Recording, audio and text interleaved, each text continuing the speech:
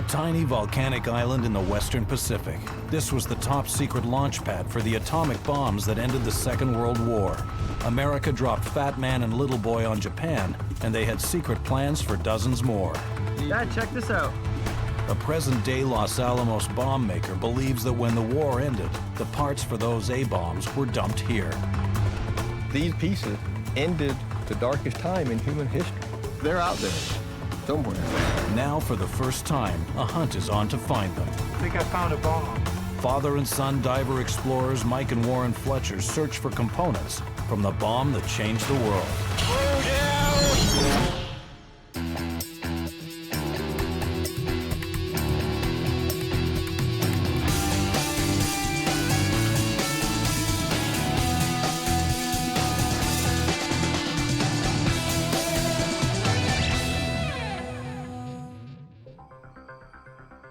Glenn McDuff is a nuclear physicist and bomb builder. He spent decades tracking down secret documents, photographs, and first-hand accounts of the men who made the atomic bombs that were dropped on Japan. And he believes that when the war ended, components for many more bombs were left behind. Someone didn't get the memo about dumping items that wage war over the ocean. And that's what got me interested in coming to look here. There were 66 Fat Mans on Tinian at the end of the war. Are they out there? They're out there. Are we looking for a needle in a haystack? Probably. The Fletchers can see the size of the task ahead of them, a land and sea search for scattered A-bomb parts. The hunt for the atomic bomb is not like anything we've ever done before. It's an obscure target. We know that there could very well be pieces, especially at Fat Man, out here in these waters. Tinian is nearly 2,500 kilometers from Japan. Underwater volcanoes and deep chasms in the seabed surround the island. Today, sport divers consider the region one of the best dive sites on the planet. But in 1945, it was the site of the busiest airport in the world. Tinian was the launch pad in the fight against Japan. The island was home to Project Alberta, a top-secret operation that built the first atomic weapons used in combat. The American commanders wanted Project Alberta to run like a factory. Each month, 3 atomic bombs could be assembled and dropped until Japan surrendered. On August 6, 1945, Little Boy was dropped on Hiroshima. 3 days later, Fat Man destroyed much of Nagasaki. Another atomic bomb was nearly ready to go, with more waiting in the wings, but Japan chose surrender over annihilation. Today, not a single first-generation bomb survives. The team want to find the Fat Man casings and bomb components that were left behind. A direct connection to the original atomic weapons and the scientists of Project Alberta. A discovery that would make history. How many times have you been on the island? First time. Really? Never. We're here with Glenn to try and understand the importance of this island as a staging point of the dropping of the bomb that changed the world. There's a connection between this island and that event that's lost here in the jungle and here offshore. So if we stumble onto something, you're going to know what we got our hands on? I hope so. Project Alberta brought 270 tons of equipment. So, For Glenn, the quest to find a piece of the original A-bomb is a scientific holy grail. He's convinced the material can still be found.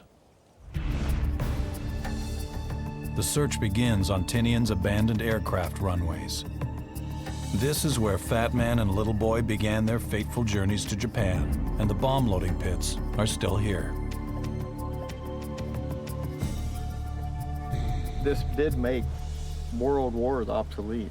It made wars not worth fighting anymore. And the horror that led up to this, that we actually had to do something like this to stop, to end a world war. It's kind of awe-inspiring. The atomic bombs comprised hundreds of parts that were brought to the island for assembly. But when the war ended, those bomb components just disappeared. The official U.S. military records state that the U.S. Army Air Forces dumped all top-secret A-bomb material up to 16 kilometers offshore in water up to 2 kilometers deep. Tinian lies near the deepest point in the world's oceans, the Mariana Trench, a yawning fissure 11 kilometers deep. The seabed starts to drop dramatically less than 5 kilometers offshore. Anything dumped here would likely never be found. But Glenn believes the official records are wrong. His research suggests that American military personnel simply moved the components for the bombs from somewhere near the airfield to the coast and dumped them into the shallow waters off this part of the island. The team looked for a coastal point near the runways. This has got to be a gutter for runway A. Yeah. Yes, drainage or maybe sewer. or Drainage, something. because in a typhoon, it's a lot of Yeah. water they got to get off that runway. Yeah. The other thing is, if they bulldozed all the way to the ocean for this trench, this might be a dump area. Yeah. Let's go take a look. An access road appears to lead directly from runway A to the ocean. Why don't you take a waypoint where maybe we can consider coming back to dive and see what's off the end of this roadway. The ultimate thing here would be to find one of the Fat Man weapons cases. Fat Man is, that's the granddaddy of all the bombs. The Fletchers intend to dive just offshore, close to the island's runways. They're looking for anything connected with the atomic bomb, components or casings, technological remnants of man's most terrible weapons. Their search is the first of its kind. Glenn really knows and understands not just the history of these events, but he understands the math and the physics that makes them work. Glenn dives too. Mike and Warren need his expertise to identify any bomb parts they discover. The dive takes them down 50 meters. Mike and Warren are using communication-enabled masks so they can alert each other to any finds.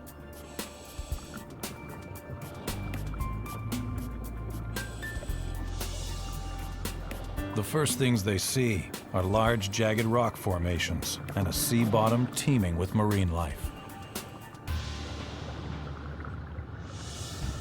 What the heck is that thing? Some kind of crazy starfish, obviously. I would not want to step on that. Mike is puzzled by some of the large shapes he sees.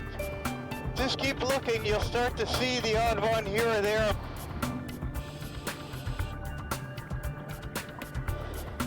They look like man-made objects, encrusted in coral.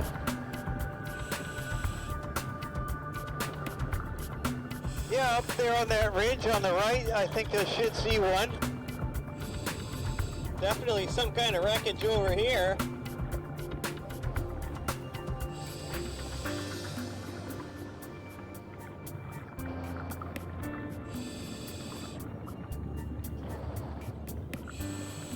They need Glenn's expert eye. But the team must be careful. Tinian was a strategic base in World War II and heavily fought over. Live bombs and shells still litter the ocean floor. Glenn has studied the dimensions of each of the hundreds of components that make up an A-bomb. As time ticks away, he examines the object hoping for a match.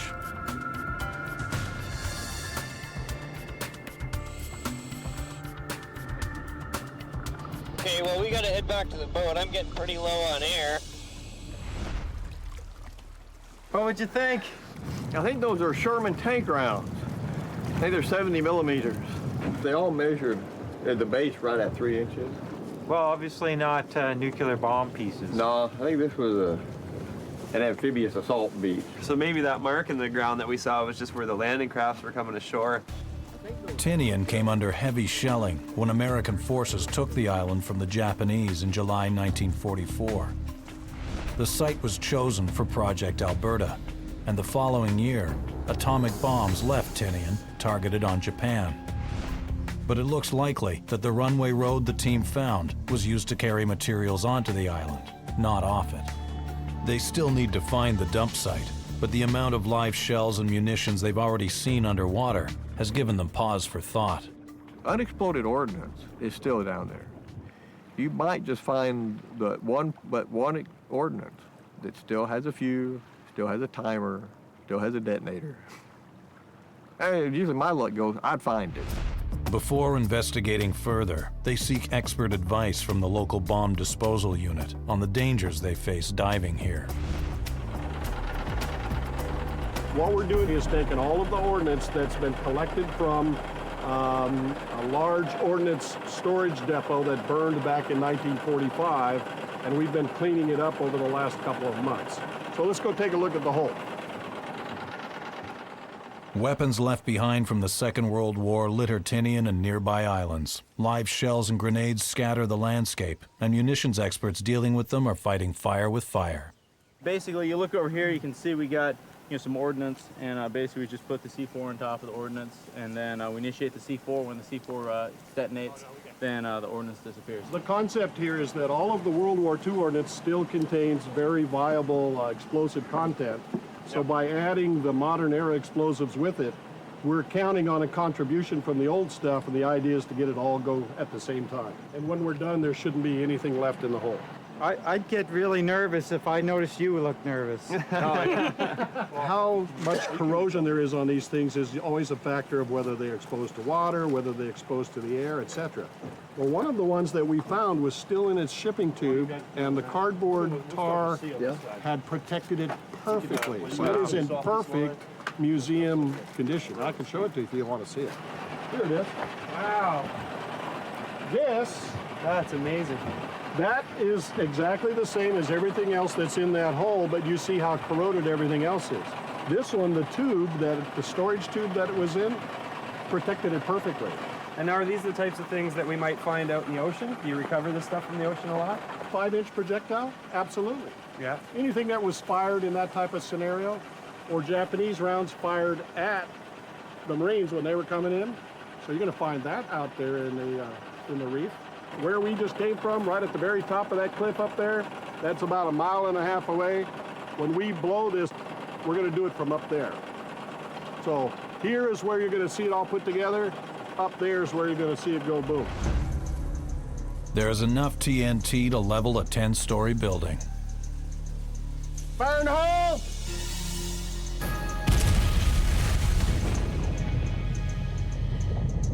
The cliff top is a safe vantage point, but an underwater encounter with a live shell could be fatal for the team.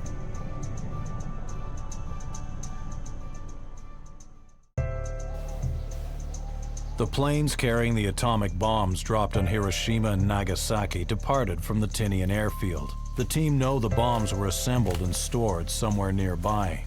They need to locate the top-secret site of Project Alberta. Then they can work out where surplus A-bomb parts may have been dumped when Japan surrendered.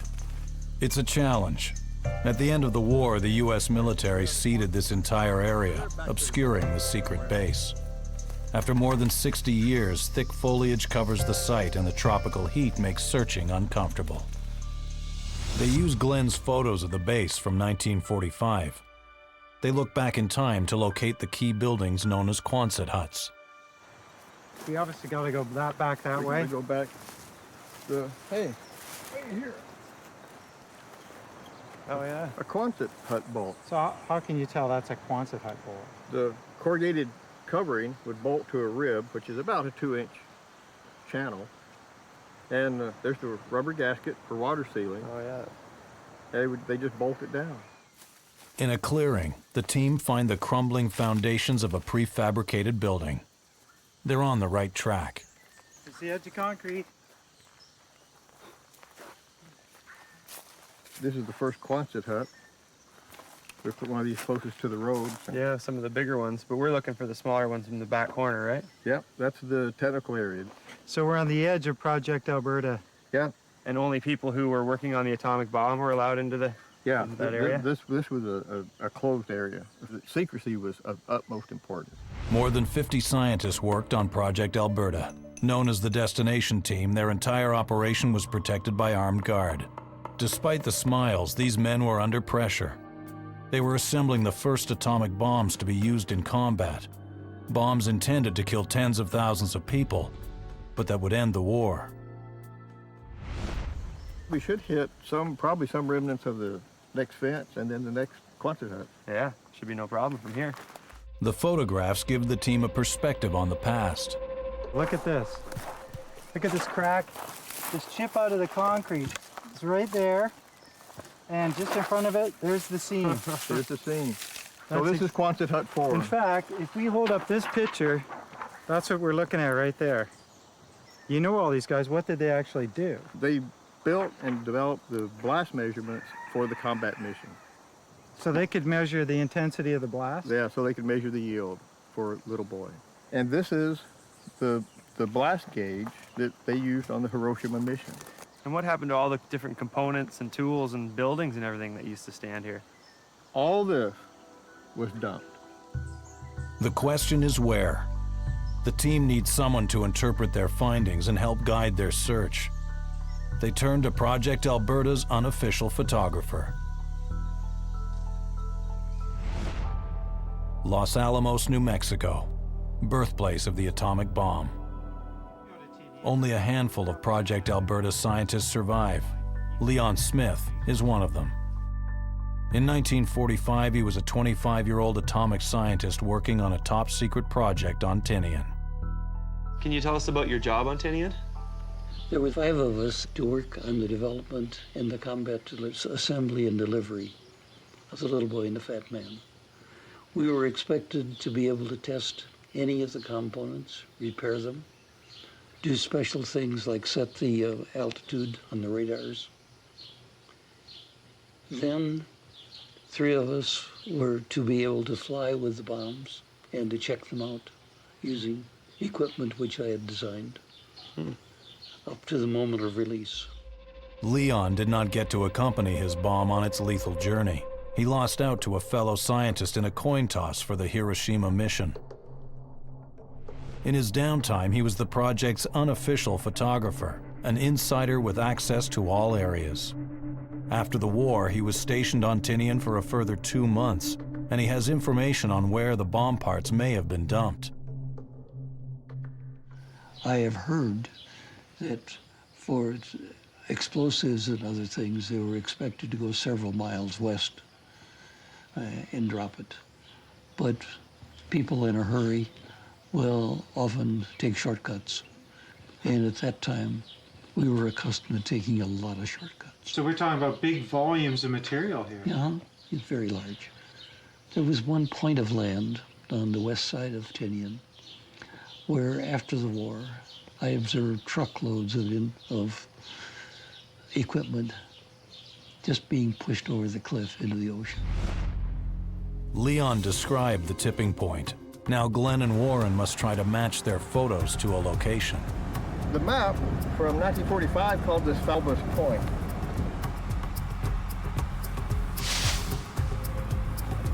The cliffs at Fabus San Hilo Point soar 20 meters above the waves. They create a bulging overhang that locals have nicknamed Dump Cove.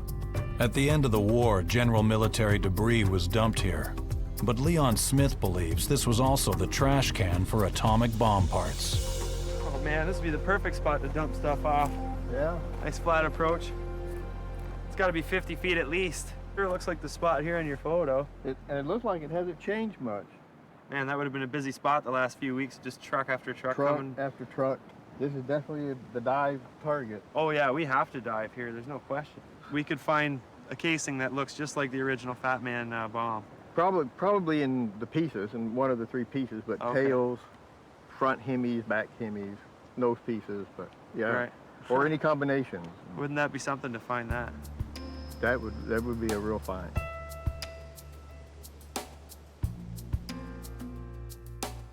The team planned to look for bomb casings, as well as the bomb's smaller internal components that help trigger the atomic blast.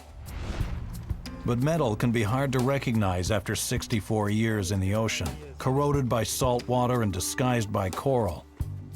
It's going to be a challenge to spot the parts they want to find. Or look for any big round things, big plate, any big square boxes, that's always good. They're out there, somewhere, just waiting for somebody to find them.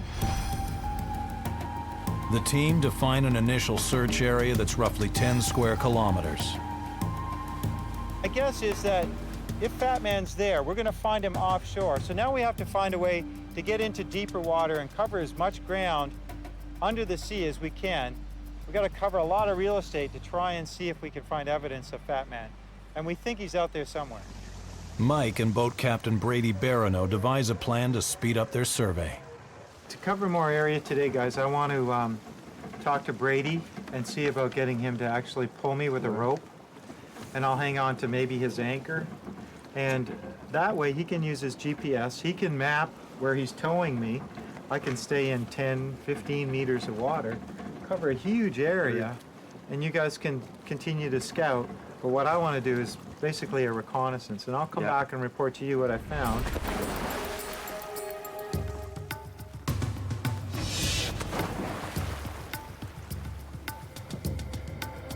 The waters here are clear to around 60 meters, but the ocean rewards them as soon as they dive in. A massive World War II dumping ground stretches as far as they can see, just 15 meters below the surface. Tank parts, engines from planes, and shattered jeeps litter the aquatic landscape. And as they get closer, they spot smaller wartime objects patterning the coral seabed.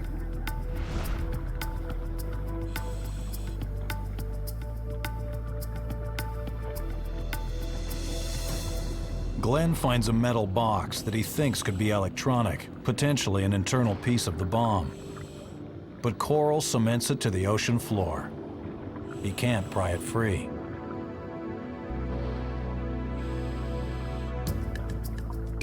Glenn's box looks like it could be electrical equipment, but we just can't budge it.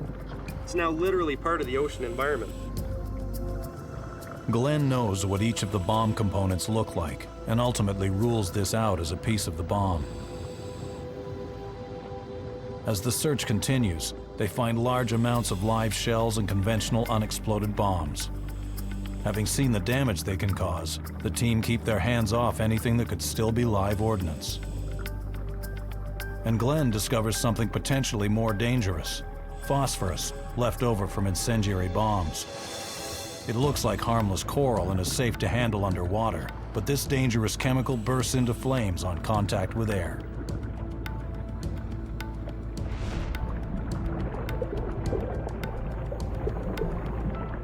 Mike surveys the seabed from a safer distance as he completes his tow scan. Everything's good, Brady. The seabed is literally lined with all sorts of evidence of the Second World War. Old jeeps and broken airplane parts and office supplies that were here on the island and just bulldozed into the sea. As soon as you hit the water and look down, you're flabbergasted. There is stuff everywhere. This is the first official search for A-bomb parts in these waters. Glenn has been tracking this story for decades, and he's like a child in a candy shop. He can't drag himself away. I have double tanks on. He's just in there with a single 80 cubic foot tank, and I was amazed at how long he stayed underwater. The guy breathes like a turtle. It's unbelievable. And I think he was just so into it. He was really, controlling his breathing and just, he wanted to stay in there as long as he could. And I kept looking at his gauge, and it was getting lower and lower. And I'd ask him if he wanted to go up, and he'd be like, "No, I want to stay down." How much air do you have left? I thought I was going to have to drag you off the bottom there. I could tell you didn't want to go. I think I was just going to almost suck this one dry. I can't believe all the stuff down there. It's everywhere. Airplane engines and tanks and old Jeep chassis. But it's just everywhere you look, like forever. It seemed like and just every little stuff. divot, wash the sand out of it. There's something in every little hole. So what about the bomb casings? I mean, we didn't see it today, but We didn't see anything, but how far does this stuff? every time I'd go to a new spot, I'd see something else. I'd go out there, and still you'd see more stuff in the More background. stuff and more stuff. Yeah. But Mike has something to report that could top their ocean floor experience. I think I found a bomb. Bomb? I thought it might even be a little boy, because it's kind of the right shape with the tail and the back assembly broken off. I'd like to take you guys and have a look.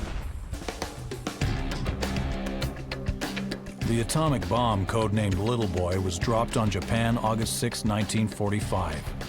The force of its explosion equaling more than 12,000 tons of TNT. 3 days later, Fat Man blasted Nagasaki with the equivalent of 18,000 tons. The scientists' focus was on the bigger bomb, so they believe most of the components dumped here would be parts of Fat Man. A Little Boy casing would be a remarkable discovery.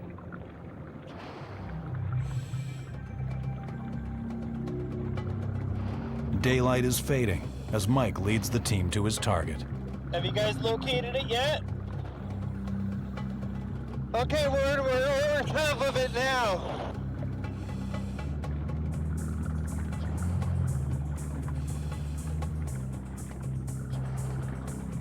The original Little Boy bomb weighed 4,400 kilograms and was 3 meters long.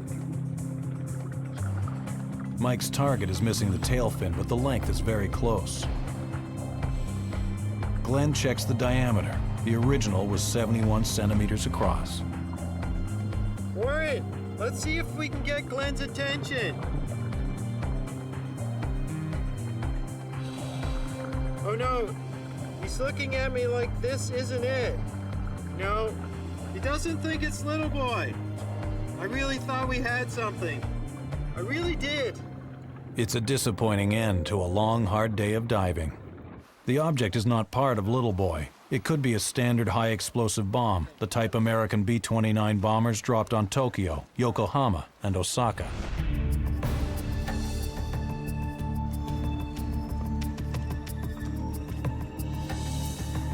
The next day, the hunt starts over at Dump Cove.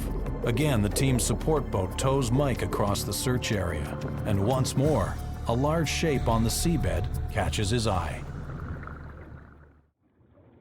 Scouring the bomb-littered ocean floor around Tinian, the Fletchers have made a new discovery. Well, I think I found components of an entire plane. The island was base for a fleet of B-29 bombers, and 15 of them were very special, modified to carry atomic bombs. These planes were called silver plates. Each one was adapted to transport and power the A-bomb. And they were fitted with special radar to ensure the bomb's accuracy. These planes have unusual propellers. All 4 had variable pitch. This meant they could propel the plane backwards, reversing it over deep pits where the A-bombs were ready to load. Glenn, do you have that picture of Yeah. the B-29? Yeah, let me grab it right quick. Yeah, here's the close-up of them starting a silver plate. You have these two-man crews, which you just rotate around and essentially kickstart the engine. And if we find a hub with the blades on it and it's variable pitch and it's the right size, then it's a silver plate, which is a specific B-29 that was used to carry the bomb, right? Yeah. And I remember March of 1945, on the takeoff for one mission, 5 planes going from west to east in its prevailing wind went into the ocean a little ways off the island. 5 planes in one mission. Yes, That was on takeoff. yes. The planes were very heavily loaded. They'd have lots of traditional style bombs and fuel on board for the bombardment of Japan. Correct. The planes were very heavily loaded, and if they went in the water, they just went down. The Silver Plate B-29 bombers did a number of dummy runs before their first nuclear attack on Japan. Mike wonders if the plane he's spotted could be a silver plate that might have an A-bomb casing on board. There are no official records that a silver plate crashed here, but Glenn is still keen to investigate the target. It sure looks like an airplane. There's a lot of stuff here. They can see the aircraft's landing gear and sections of its frame. But the evidence is scattered. The wings, engines, and pieces of fuselage are spread out over a 60-meter radius. And there's no sign of the propellers. And I'm gonna take off over here. I want to show you the wing.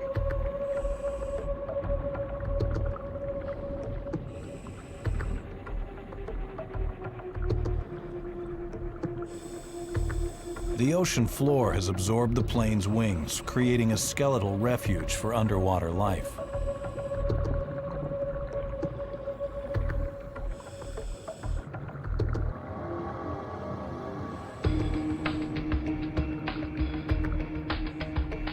Then Then Glenn finds something promising. A propeller masked by decades of coral growth and corrosion.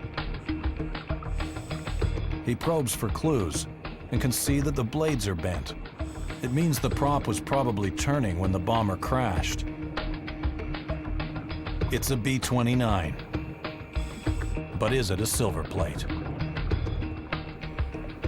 I'm saying no. He says he doesn't think it is a silver plate. The telltale sign of a B-29 adapted for atomic warfare is the propeller hubs, which allow for changing the pitch. And Glenn can see that this one does not have variable pitch. Another long day of diving ends without a breakthrough, but the sheer volume of potential targets provides hope that tomorrow's dive will be successful. Fat Man has proved to be quite elusive. I've dove on a lot of targets that I thought might lead to Fat Man. I've been disappointed more than once now, but I'm going to stay with the plan and see if we can't make history by finding what would be one of the last bits and pieces of this important bomb, the Fat Man. At first light, the team returned to continue their search of Dump Cove. They have no choice but to push their investigation to the outer edge of the target area, beyond which the seabed quickly drops to more than 400 meters. Too deep to dive. These waters border the deepest in the world. Anything dumped there may never be found. Glenn heads off alone to investigate the uneven seabed. A large cylinder sitting alone away from the rest of the war debris attracts his attention. Its size and shape suggest it could be the casing for a Fat Man bomb. I was swimming off, I was looking around, I'm like, what's that big pimple-looking thing on the bottom? You know, and if you look around, there's not another one like it anywhere. No. So I swam up over it, and half of the circumference is perfectly round. Right. Which is really odd, but it's really encrusted. So I swam down and looked at it, but it's hollow. The whole thing is hollow. Well, it was almost the right size to be a Fat Man. Yeah. Like once you add the crustaceans. Yeah, I measured it, and it's a little over 5 feet. The Fat Man was 5 foot diameter. It's the right shape, it's the right size, it's the right location. This looks very suspicious. Hey, maybe we have something here.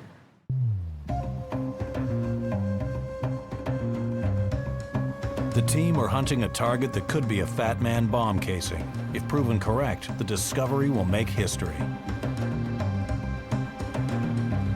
So what do you want to do here, guys? We'll go to the Fat Man target, and we'll chisel a little of the sea scum off that bottom lip that's exposed. Okay. And we're going to expose enough just to be sure what it's made of. Right, where the big lip where you can reach inside, Right. with a really good exposed lip. Okay. So will you actually be tapping off the marine growth on the inside or outside? All outside. If it is a Fat Man, there's got to be seams on that cylindrical part, right? Yeah, there'll be a seam about 3 foot up from the bottom. The Fat Man bombs were notorious for tumbling through the air, though. So who knows? It could have hit the water or even the land on a funny angle, broken in half. We're not going to figure out what it is standing here on the deck. We need to get in there and figure it out.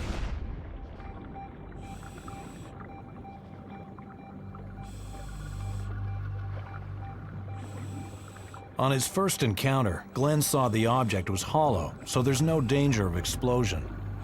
Having gained permission from the local government, he chips away at the coral looking for clues to its genesis.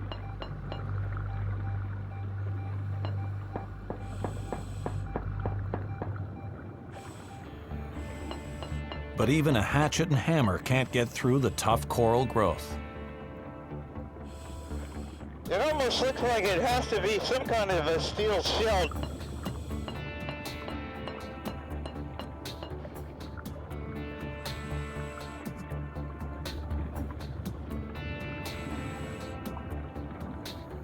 Looks like he's not sure what we've got here.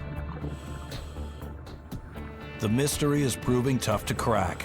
Their breathing mix is running low, so they're forced to surface.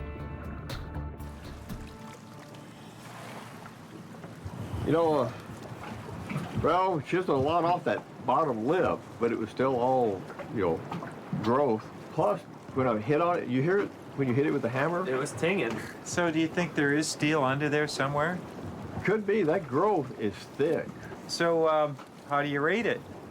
I don't know. We get the metal detector. It's in the right place. It's the right time. Right size and shape. Right size and shape.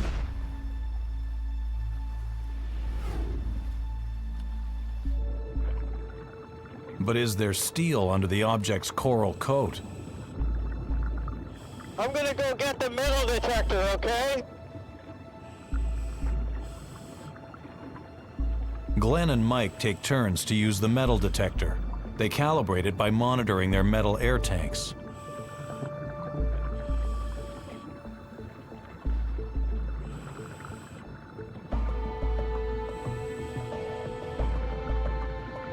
But they struggle to get a reading from the object.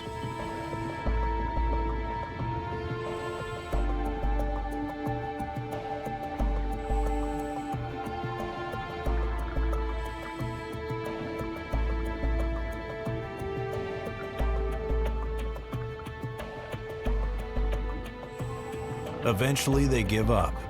Looks like it's coral after all. Nothing. No beep, no hum. There's no metal inside the clump that, for a while, had us going.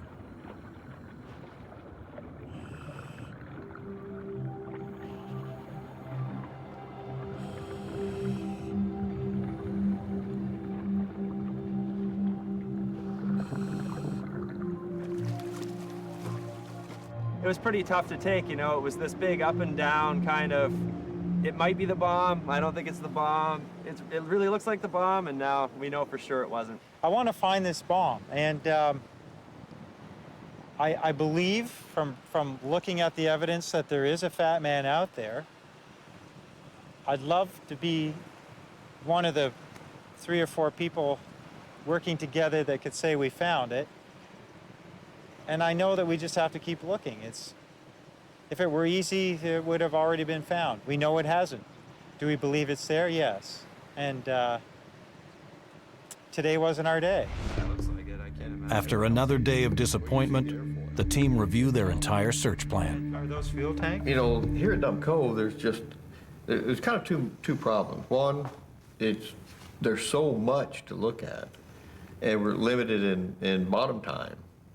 There's a lot in the deep water, and the fact that it's cemented under how many feet of sea growth. Yeah, there could be big bomb casings completely covered over and buried under that coral, and You can see there's 4 or 5 feet of parts in the bottom, all encrusted. The challenges of the undersea search have proved greater than anticipated. Mike proposes a radical change in their approach. I'm getting the impression we should go out of the water and back on shore. Back on land. I think that's our best option. We found a few things there the other day. They haven't found any parts where the bombs were dumped, so they shift the search to where the bombs were assembled. And probably the best would be the work area, quantitative element, because all the piece components were built in the work area. They were all taken to the assembly building and all put into a bomb. So essentially, parts go in, a bomb comes out. That's where all the bits and pieces are. The bombs known as Fat Man and Little Boy comprised hundreds of components, each one essential for the atomic chain reaction. And the team know the exact location where those parts were put together, the prefabricated huts that made up Project Alberta. They take to the air to examine the compound. A bird's eye view that helps pinpoint Quonset Huts 2 and 3. These were the arming and firing stations where Leon Smith helped assemble his bomb. At ground level, it's more of a challenge. The outlines of buildings are harder to spot. The undergrowth is thick, and many of the bomb parts were small.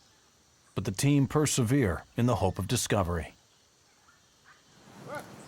Did you say these round holes were the toilets, the latrines? Yep, that's the look. So I'm looking in the toilet, and look what I found. Wow. Oh, well, also, if the light bulb burned out in the can, they'd probably just drop it down in there. You think they just threw it away? Yeah, well, you gotta go after and get it? No, but do you think you'd want to throw it in the toilet? Why not? No, these are outhouses. This is Everything was au naturel. that's a 64-year-old light bulb. Yep, we'll leave it for another generation to find. As they press further into the compound, the heat grows more intense.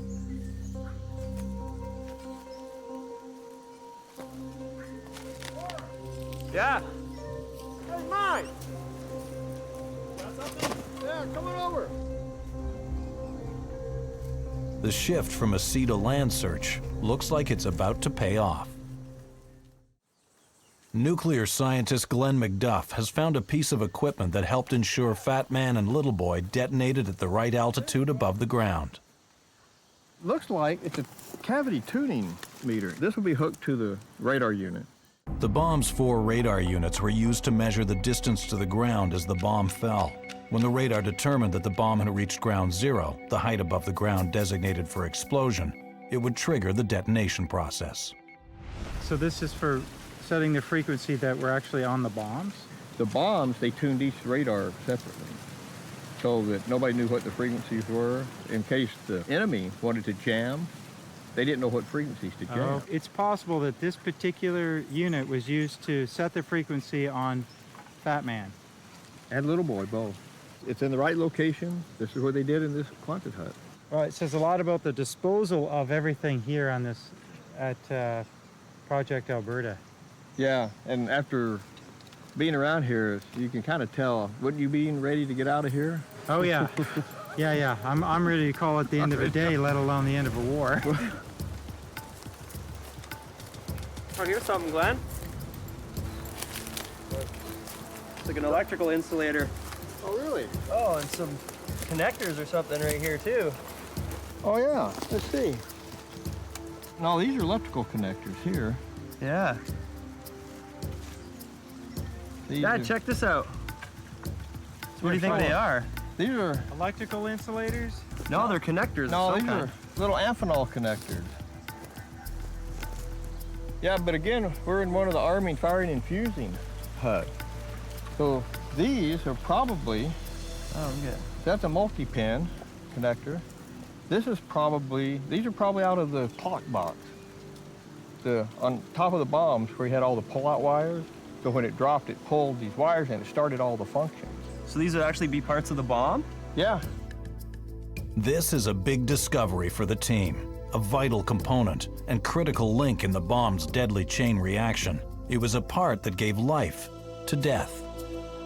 This is really significant.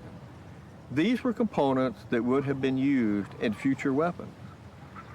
These components may very likely, the one we picked up could have been dropped on Japan on August 24th, which was the next scheduled bomb drop. These are the spares. Notice these have never been used. Okay, the wires would get soldered in here. Would get soldered in there. I see. But these are spares because they were planning on building a lot of bombs. This is where they were built, in this hut right here. This is the arteries of the bomb. Right. And we'd have never found these underwater, even if they were dumped in the cove. They would be rusted away or buried and concreted over with coral. These are the pieces that ended the darkest time in human history. This is what did it. These simple little parts. The team take news of their find to Leon Smith, one of the few surviving scientists who assembled the atomic bombs on Tinian. Hey, Leon. Oh, Glenn. So nice to see you. Hey, how you doing? Up in the main work area where the Quonset huts were, there's still an awful lot of debris left around. We found components left over, and especially these connectors. These are clearly the type of connectors that were used in the electrical systems for both the Little Boy and the Fat Man, both on the firing set and the fusing system.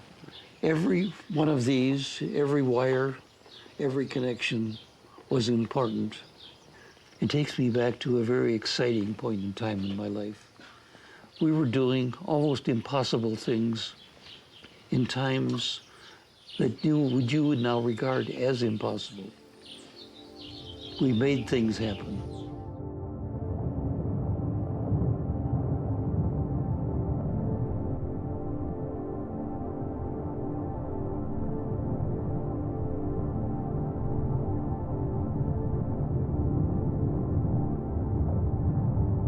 you can take a handful of metal and destroy a city with it.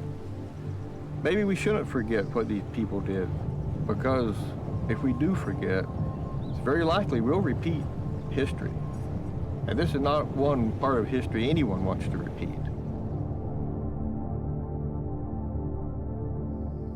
And after all these years, do you think about the bomb and the effect it had and the impact of the bomb?